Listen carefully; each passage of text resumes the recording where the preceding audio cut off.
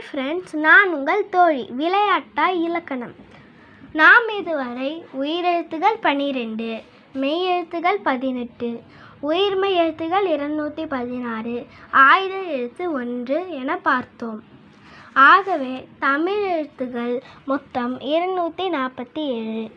சரி, எழுத்துக்களை எத்தனை வகையாக பிரிக்கலாம்? எழுத்துக்களை முதல் எழுத்து, சார்பெழுத்து என 2 வகைகளாக பிரிக்கலாம். முதல் எழுத்துக்கள் என்றால் என்ன? உயிரெழுத்துகள் 12 மற்றும் மெய்யெழுத்துகள் 18 ஆகிய 30 எழுத்துக்களை தான் நாம் முதல் எழுத்து என்கிறோம்.